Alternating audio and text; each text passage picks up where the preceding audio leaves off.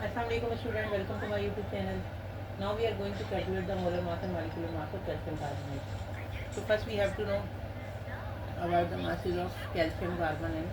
Calcium is equal to 40, carbon is equal to 12, oxygen is equal to 16.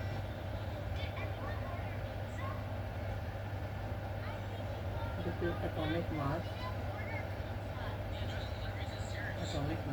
Okay. So these are the atomic masses. So here we have one atom of calcium, so we can say 40, and after that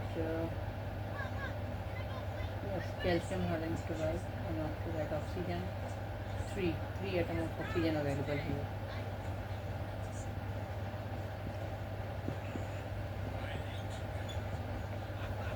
Okay, 40, 48 and 12. When we are going to calculate, it should be 100 gram per mole. What is this? 100 gram per mole is the molecular and molar mass of calcium carbonate. How we are saying molecular and molar?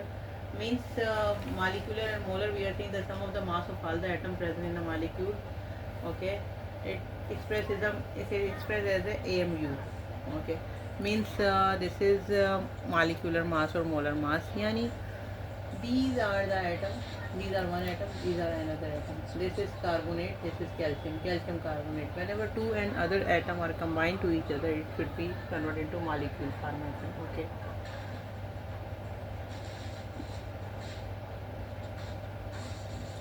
So molecular mass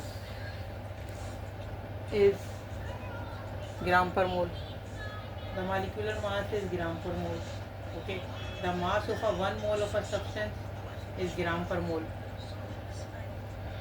1 mole of a substance. These are the substance mass. Okay. यानी ये किसी substance का मास है. Atom, दो atom से मिलके एक molecule बना, तो मॉलिक्यूल का मास निकल गया. इसको मॉलिक्यूलर और मोलर मास इसी वजह से कहते हैं. तो मास निकल गया, इसको मॉलिक्यूलर और मोलर मास इसी वजह से कहते हैं कि ये एक एटम दूसरे एटम से मिलके मॉलिक्यूल बनाया. जब मॉलिक्यूल बन गया तो उस टोटल मॉलिक्यूल का वेट मोल में होता है.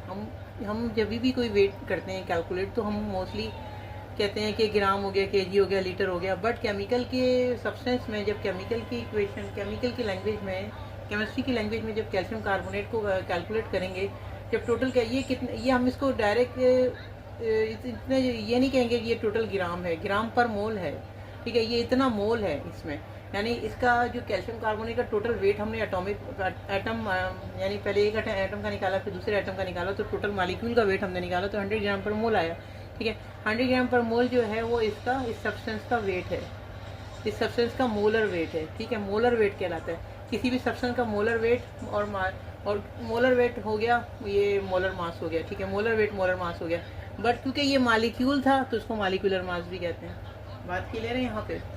तो whenever you are going to calculate the molecular mass and molar mass, we have to calculate first, we should know about the atomic masses first. Okay, तो atomic mass किस, उस substance का कितना है, उस एटम का कितना है, और वो एटम की अवेलेबिलिटी कितनी है. आइदर वो एटम 1 है, 2 है, 3 है, 4 है, वट एवर इट इज़. तो हमने क्या करना होता है, हमने कैल्शियम 40 लिया. कैल्शियम यहाँ पे 2 नहीं था, कैल्शियम 1 था, 1 रहने दिया. कार्बन हमारे पास 1 है, ऑक्सीजन हमारे पास 3 है. ऑक्सीजन के 3 एटम है यहाँ पे. अगर हम 3 एटम है तो उसके वेट से इसको मल्टीप्लाई कर देंगे तो 16 हो गया.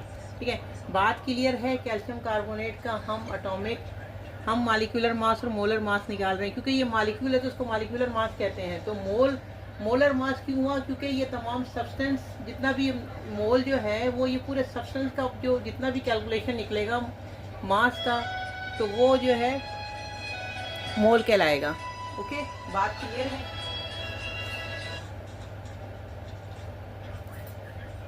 यहाँ तक बात क्लियर है? आपको अंडरस्टैंड हो गया कि कैल्शियम कार्बोनेट जो है वो, कैल्शियम कार्बोनेट का मोलर मास 100 ग्राम पर मोल आता है. ठीक है, बात क्लियर है यहाँ तक? तो अभी आप जो है यहाँ तक देखें, मैं आपको एक दूसरा कंपाउंड भी बताती हूँ.